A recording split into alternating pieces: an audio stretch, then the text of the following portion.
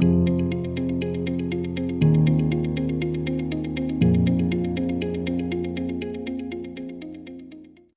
में उम्मीदों की कश्ती, नसों में इनकलाब।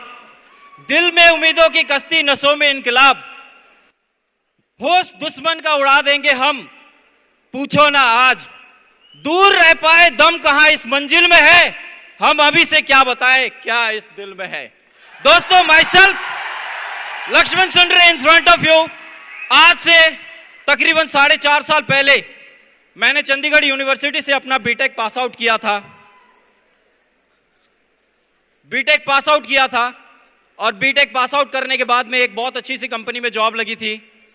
4.5 लाख रुपए का एक मल्टीनेशनल कंपनी में पैकेज लगा था। और उस जॉब को जब जॉब लेटर मेरे हाथ में था तब मुझे पुरानी चीजें याद आनी शुरू हो गई। मैं एक वेस्ट बंगाल के छोटे से गांव जो भूटान बॉर्डर के पास में पड़ता है वहां से बिलोंग करता हूं और हमारा एक छोटा सा फोटो स्टूडियो का शॉप है।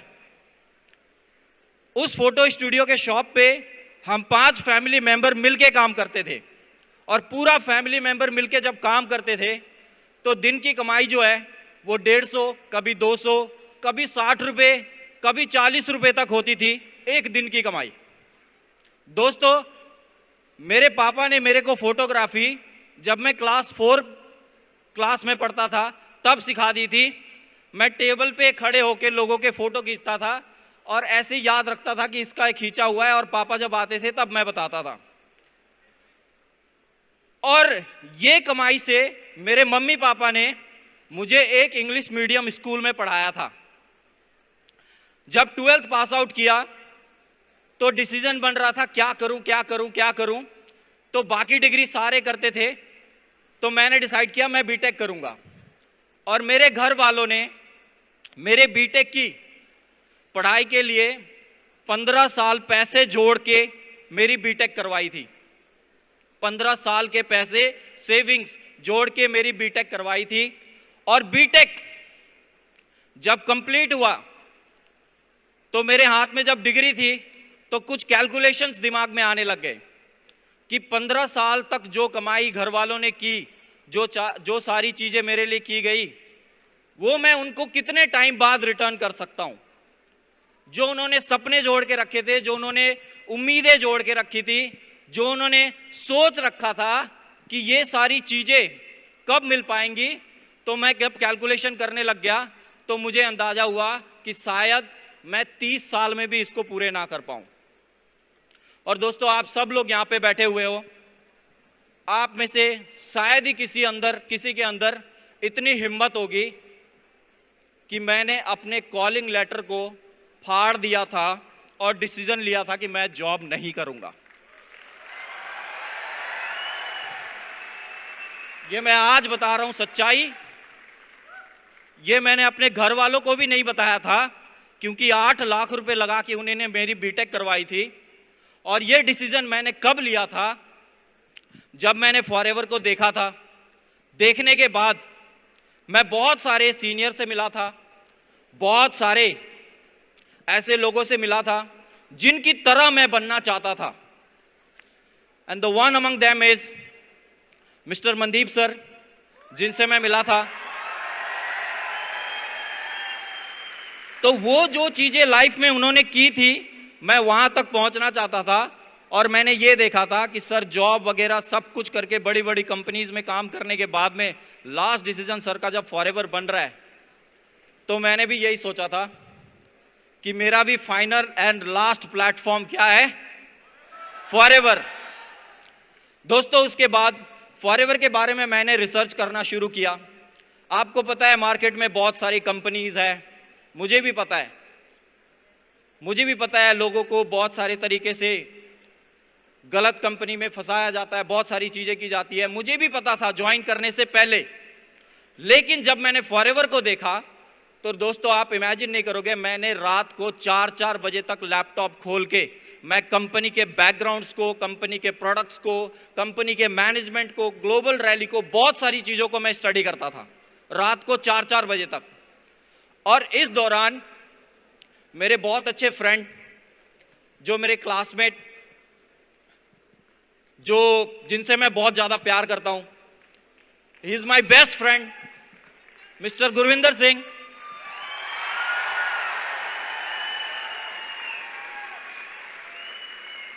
He is like my next brother. उन्होंने मुझे बहुत अच्छे तरीके से गाइड किया।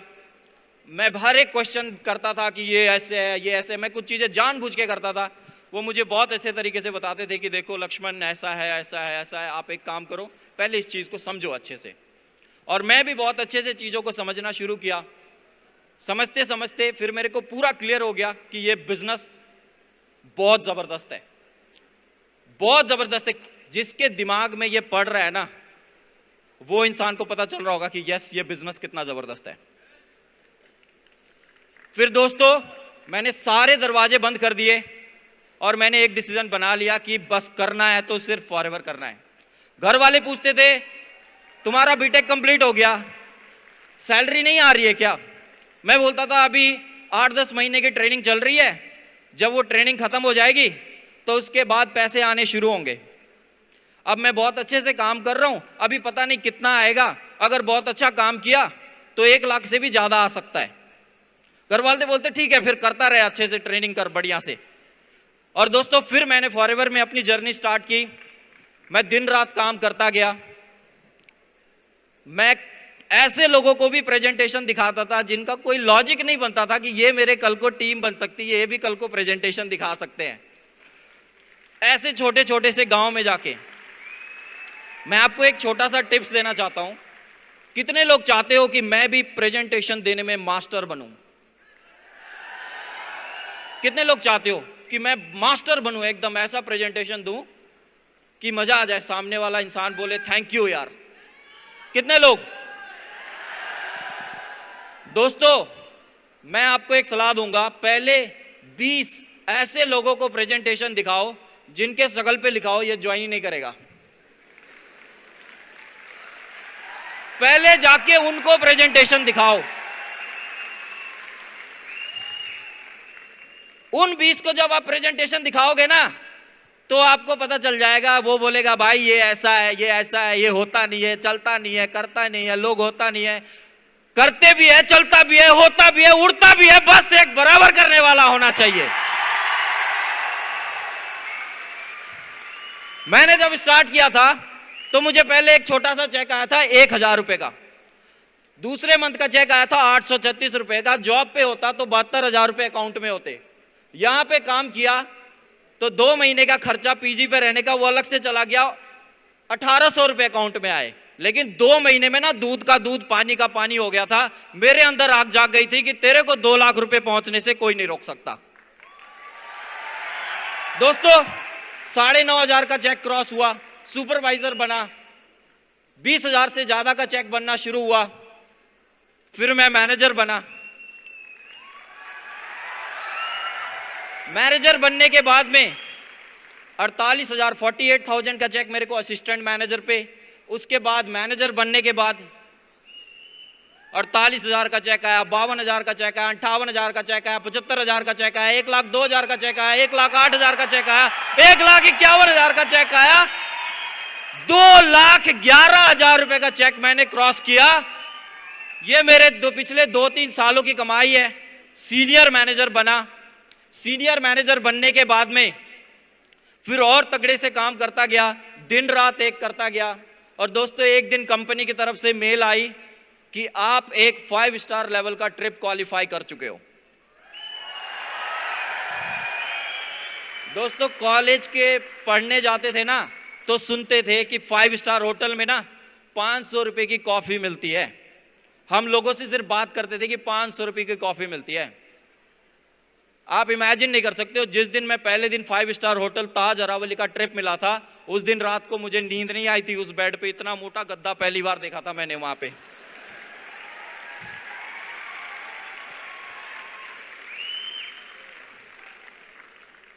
मिलीनियर क्लब अचीव किया। जब 10 लाख रुपए से ज्यादा एक साल का कमा लेते हैं तो हमें कंपनी की तरफ से एक रिकॉग्नाइजेशन मिलती है। मिलीनियर क्लब अचीव किया और उसके बाद ये गाड़ी खरीदी। दोस्तों, जब इस बिजनेस को शुरू किया था ना, जब इस बिजनेस को शुरू किया था तो मेरे पापा की एक बार ना बेइज्जती की गई थी एक शादी में। मेरे मम्मी ने मेरे को चुपके से बताया था, ये बात मेरे को पापा ने कभी नहीं बताया। जब पापा वीडियो कैमरा करने के लिए गए थे एक शादी में, तो वहाँ पे एक फ्रेंड के पापा ने बोला कि तुम्हारा बेटा एक गलत चीज़ के चक्कर में पड़ा है, पता नहीं किस किस को क्या क्या ज्वाइन कराते रहता है, ये वो कराते रहता है। ऐसा मैं कब के करके छोड़ चुका हूँ, देखना किसी दिन पुलिस आएगी और इसके साथ बहुत कुछ गलत होगा। तूने इतना पैसा लगा के इसको पढ़ाया है और देख ये कौन सा गलत काम के चक्कर में पड़ चुका है। लेकिन जब मेरे को मम्मी ने ये बात बताई ना दोस्तों, उस दिन के बाद मैंने दिन रात फिर से कभी नहीं देखा। मैं रात को 2 बजे उठ के भी प्रेजेंटेशन करने के लिए जाता था। रात को 2 बजे मेरा एक फ्रेंड आके बोलता, सर प्रेजेंटेशन करने जाना है। क्यों? मैंने बोला अभी तो 2 बज रहे। बोलते वो आता ही 1 बजे है, उसकी दुकान बंद करके सारा कुछ करके वो 1 बजे आता है, तो अभी बताना है। वो ले लेगा आराम से 10-15 हज़ार रुपए का प्रोडक्ट। उस टाइम प्रेजेंटेशन करने के लिए गया।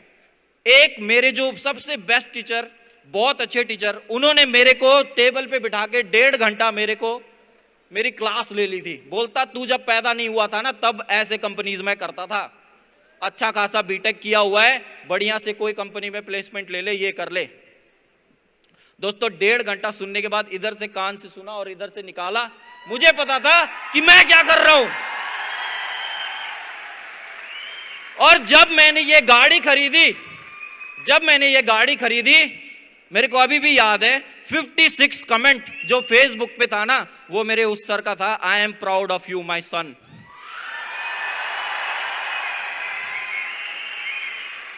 दोस्तों 4-5 मेरे जो फ्रेंड्स थे जिन्होंने मुझे मना किया था, हमारे दोस्तों को मना किया था, उन्होंने बोला था ये वेस्ट बंगाल से है, मैं हिमाचल में काम कर रहा था, ये बाहर से आया हुआ है, एक दिन पैसे सारे इकट्ठा करेगा और भाग जाएगा। इनके चक्कर में कहाँ पड़े हो।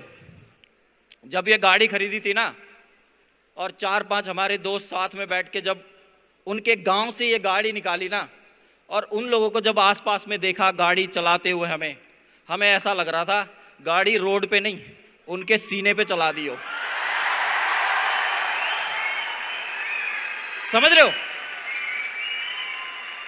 मेरे टीम में और भी लोगों ने गाड़ियां खरीदनी शुरू की, लाइन लगनी शुरू हुई। ऐसे करते करते आप समझ सकते हो, ये एलोवेरा जो है ना, ये सिर्फ पेट साफ नहीं करता है, ये घर की गरीबी, घर का दुख, करियर का प्रॉब्लम सब साफ कर देता है, साफ कर देता है। ये बस इसको समझ, कुछ लोगों को दिखता है कि इसके अंदर तो एलोवेरा है, ये पेट में जाएगा, पता नहीं कब साफ करेगा। 1.5-2 साल तक लगे रहो दोस्तों, आप देखना क्या क्या चीजें जिंदगी में है ना, सारा साइड हटा देगा वो।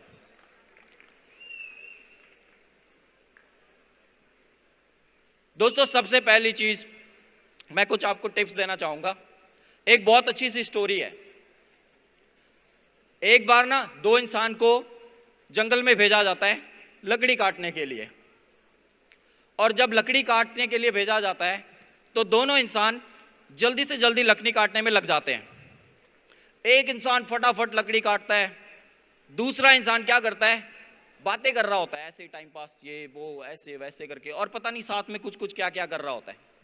फिर जब शाम बीतती है तो बीतने के बाद में क्या होता है कि एक इंसान ने ना सिर्फ सुबह से लेके शाम तक में 5 लकड़ियां काटी होती है, और दूसरे इंसान ने 1 बजे अपना काम स्टार्ट करता है और शाम को 5 बजते बजते तक 10 बजे 10 लकड़ियां काट देता है। अब सोच के देखो दोस्तों, एक इंसान जाते ही काम पे स्टार्ट हो गया, दूसरे ने क्या किया, 1 बजे काम स्टार्ट किया और 5 बजे तक उससे डबल लकड़ी काट दी। लेकिन आपको पता है दूसरे वाले ने बात करते करते क्या कर रहा था, वो बात करते करते ना अपनी आरी को धार लगा रहा था, वो टाइम पास कर रहा था, और कितने कट गए तेरे, और खुद धार लगा रहा है ऐसे ऐसे, बहुत सियाना था वो। तो सेम चीज आपको भी कुछ ऐसा बनना पड़ेगा। आप बिजनेस किसी को बताने से पहले उसको समझो, पहले उसको अंडरस्टैंड करो, पहले क्लियर करो कि मैं किसी को कैसे बताऊंगा, क्या चीज बताऊंगा, कैसे क्लियर करूंगा, सारी चीजें क्लियर करो, फिर बताना शुरू करो। दोस्तों, एक बिजनेस में, नेटवर्क मार्केटिंग में एक बहुत अच्छा रूल है जो एक किताब में मैंने पढ़ा था बहुत अच्छे ऑथर के थ्रू, कि 2x आपको बहुत ज़्यादा समझनी जरूरी है। वो 2x क्या है? Number 1 ethics and number 2 mathematics. Ethics क्या है? कोई ऐसी चीज गलत ना करो जिसका कल को आपको रिटर्न मिले। एथिक्स को बहुत अच्छे से फॉलो करें। कंपनी को पॉलिसी को मैं 2 बार पढ़ चुका हूं दोस्तों, इसको बहुत अच्छे से पढ़े और क्लियर होगा। दूसरा मैथमेटिक्स, ये कैलकुलेशन बिजनेस है। अगर आप 50 लोगों को, आप एक इंसान को प्रेजेंटेशन दिखा के 10 लोगों को ज्वाइन करा सकते हो? करा सकते हो 10 लोगों को? हर इंसान का जवाब आएगा नहीं। लेकिन 10 को प्रेजेंटेशन दिखा के एक ज्वाइन हो सकता है ना? ये मैथमेटिक्स है। तो हर चीज में कैलकुलेशन लगती है। आप 10 को प्रेजेंटेशन कराओगे, एक ज्वाइन होगा। 10 को ज्वाइन कराओगे, एक अच्छा निकलेगा। 100 को ज्वाइन कराओगे, एक बहुत तगड़ा निकलेगा। अगर मैं अभी की बात बताऊं, आप सब लिखते लोग बैठे हो, मैं सीनियर मैनेजर लेवल पे काम कर रहा हूं। मैं आज तक 3000 से भी ज्यादा प्रेजेंटेशन 1 to 1 दिखा चुका हूं। क्या आप लोगों ने 3000 से ज्यादा प्रेजेंटेशन दिखाए हैं? जिस दिन इतने प्रेजेंटेशन दिखा दोगे, मुझे लगता है शायद आप मेरे से भी बहुत आगे निकल जाओगे। And all the best for you. Characteristic of a good leader, सच्चाई, नेक दिल, ईमानदारी, प्यार, जुनून के साथ में काम करे दोस्तों। 3 स्टेजेस से हर इंसान को गुजरना पड़ता है, इससे कोई भी नहीं बच सकता। जब आप बिजनेस करते हो, आपका थोड़ा इंसल्ट होता है, आप सोचते हो नहीं यार नहीं करते, लोग ऐसे वैसे बोलते हैं। दोस्तों, ये आपको फेस करना पड़ेगा और इसमें कोई बड़ी बात नहीं है, थोड़े टाइम की बात होती है, ये बहुत जल्दी गुजर जाता है। कुछ लोग रिजेक्ट करते हैं, बोलते हैं नहीं यार मैं तो कुछ और ढूंढ रहा था, ये काम नहीं करना। और जब आप लगे रहते हो, आपको अपने आप एक्सेप्टेंस मिलनी जाती है। बोलते हैं ना, जो निकले थे अकेले, आज उनके जिंदगी में मेले हैं। जो निकले थे अकेले, आज उनके जिंदगी में मेले हैं। जो सोचते रह गए, आज उनके जिंदगी में अभी भी झमेले हैं।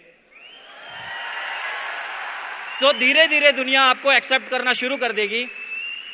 मैं जब इस बिजनेस को स्टार्ट किया था, मैं बहुत सारी चीजों को देखता था कि लोग कहते मेरी अपलाइन ऐसी है, मेरे को सपोर्ट नहीं मिलता, ऐसा नहीं मिलता। देखो तो उस टाइम पे मेरे को फील होता था कि मैं बनूंगा ना। देखो दोस्तों, आप अपलाइन चूज नहीं कर सकते कि मेरी अपलाइन अच्छी मिले या ऐसा मिले। आप ज्वाइन हो जाते हो और उसके बाद आपको पता चलता है कि मेरे 5 अपलाइन जो ऊपर के हैं वो ऐसे ऐसे हैं। कोई दूर है, किसी से कभी बात नहीं कर सकते, कोई मिल नहीं सकता, कोई गाइड नहीं कर सकता। लेकिन दोस्तों, जब मैंने इस बिजनेस को ज्वाइन किया था ना, और जब मेरे को ये बातें किताबों में पता चली थी, मैंने उस दिन ठान लिया था कि मैं एक बेस्ट अपलाइन बन के दिखाऊंगा अपनी टीम को लिए। और मैं अपने आप को बहुत ज़्यादा लक्की फील करता हूं कि मुझे बहुत प्यारे अपलाइन मिले हैं, जिनसे आज इमेजिन नहीं कर सकता कि मैं अपनी लाइफ को कहां तक पहुंचा चुका हूं। 40 साल में जो लाइफ में अचीव नहीं कर सकता, वो मैं सिर्फ 4 साल के अंदर अचीव कर चुका हूं। दोस्तों, अगर टोटल कैलकुलेशन की बात करूं तो 85 लाख रुपए से ज़्यादा इस बिजनेस से अभी तक मैं कमा चुका हूं। मेरे एक घर वालों का एक सबसे बड़ा सर पे जो एक कह लो जिम्मेवारी होती है, एक भाई होने के नाते, एक घर पे जो बहन होती है ना, उसकी सबसे बड़ी जिम्मेवारी होती है कि इसकी शादी कैसे कराई जाएगी, पैसे कहाँ से आएंगे, ये कैसे होगा। अभी दोस्तों 3 महीने पहले मैंने अपनी सिस्टर की मैरिज करवाई, पूरे के पूरे 13 लाख रुपए खर्च किए। मैंने अपने पापा के जेब से 100 रुपए का नोट भी नहीं निकलने दिया। और मैं बहुत ज़्यादा लकी फील करता हूं कि मुझे एक जेम्स बॉन्ड की तरह अपलाइन मिला है, and he is none other than mister Gurvinder sir. इनकी पर्सनैलिटी को मैं पीछा करते रहता हूं, लेकिन कभी भी पास नहीं आ पाता इनकी पर्सनैलिटी के आसपास। Thank you so much sir for giving me such a wonderful opportunity. दोस्तों, एक कहानी है, बचपन में हम लोग सुना करते थे। एक जिन होता था पहले के टाइम पे, जिन होता था जिसको आप ऐसे करते थे तो हुकुम का आका ऐसे करके होता था, वो निकलता था और वो उससे जो मांगो वो मिल जाता था। और उससे जो मांगो वो मिल जाता था। ऐसे करते करते पहले के ज़माने में जिसके पास जिन होता था ना, उसके पास सब कुछ अचीव हो जाता था, और उसके बाद ना वो परेशान हो जाता था कि अब मैं क्या मांगूं, अब मैं क्या मांगूं, मेरे पास सब कुछ मिल चुका है। तो ऐसे करते करते जिन उसको परेशान करने लगता था, बता अब क्या चाहिए, अब क्या चाहिए, ठीक है फिर मैं बैठा नहीं रख सकता, मेरे को कुछ करने के लिए दे, मेरे को कुछ बता नेक्स्ट क्या करना है, ऐसे ऐसे करके। तो वो इंसान सोचता था अब कुछ नहीं है यार। वो धीरे धीरे सोचना शुरू कर दिया कि ये जिन्ना अब कहीं चला ही जाता तो ही मेरे लिए बहुत अच्छा होता। और जब चला जाता है तो धीरे धीरे जितने भी उसकी ज़िंदगी में जो चीज़ें होती है ना, वो गायब होनी शुरू हो जाती है। और फिर से उसके बाद उसके घर में वही दिक्कत, वही प्रॉब्लम, वही चैलेंजेस, वही पैसे की दिक्कत, सारा कुछ फिर से आना शुरू हो जाता है। और उसके बाद उसको फिर से याद आनी शुरू हो जाती है कि काश ये घर के झमेले संभालने से अच्छा उस जिन को संभाल लिया होता। हल कभी कभी तंग करता था, घर की दिक्कतों को तो तंग नहीं होता। तो जिंदगी में मुझे भी एक ऐसा जिन मिला है जिससे मैं बोलता हूं ये चाहिए, हाजिर हो जाता है। And I am very lovely thankful to this person who is a giant secret of our team, Mr. Arvind Sharma.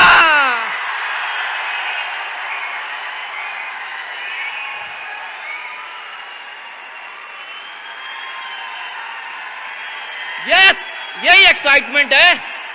मैं सर के लिए गला फाड़ देता था अपना, आवाज नहीं निकलती थी मेरी जब सर स्टेज पे आते थे।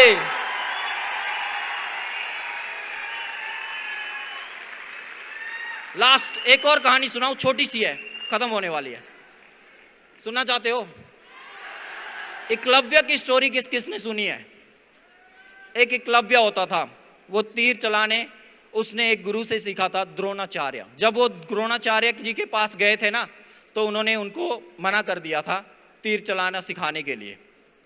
तो वो क्या करते थे, उनकी एक मूर्ति उन्होंने बना ली थी एकलव्य ने, और वो मूर्ति बना के ना उसको रोज सुबह पूजा करते थे, और पूजा करने के बाद अपना प्रैक्टिस शुरू करते थे। और प्रैक्टिस शुरू करके इतना उन्होंने अपने आप को तेज बना दिया था कि एक कुत्ता था, जब वो द्रोणाचार्य जी आ रहे थे तो उन्होंने उसके मुंह में सारे तीर दाग दिए थे। और द्रोणाचार्य जी ने पूछा कि ये किसने किया, इतना धुरंधार तीर चलाने वाला कौन है? तो एकलव्य जी वहाँ के आले बोले कि सर गुरुजी मैं हूँ।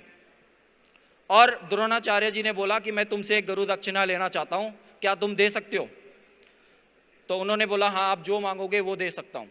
तो उनसे मांगा कि तुम अपना ये वाला उंगली काट के दे दो, क्योंकि आगे कभी तीर नहीं जला पाओगे। अगर तुम तीर चलाने लग गए तो ये जो अर्जुन और बाकी जिनको मैं ट्रेन कर रहा हूँ, ये इनसे तुमसे आगे नहीं निकल पाएंगे। तो दोस्तों ज़िंदगी में मेरे भी एक ऐसे द्रोणाचार्य है जो कहे कि अपना उंगली काट को दे दो तो मैं भी देने के लिए तैयार हो जाऊंगा।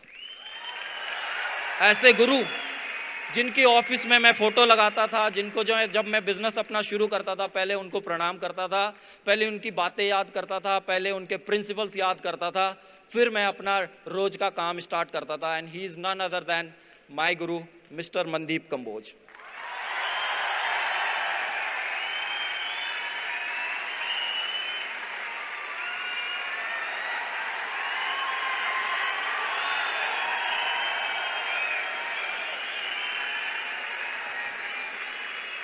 Thank you so much, sir.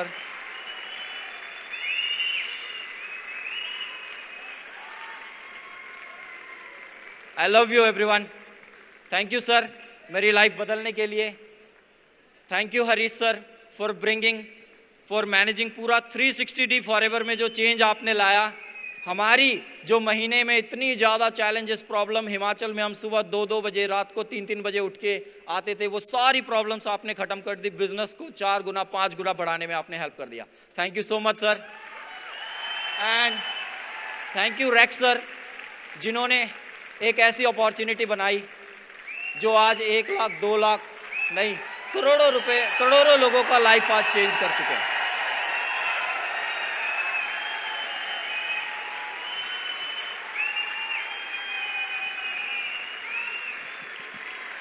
मेरे साथ एक बात बोलो, रोज सुबह उठ के जब आप इस बिजनेस को स्टार्ट करते हो ना, गेट बंद करना, अकेले में आईने में अपना चेहरा देखना और इस बिजनेस को शुरू करने से पहले ना एक बात बोलना ऐसे करके, आई एम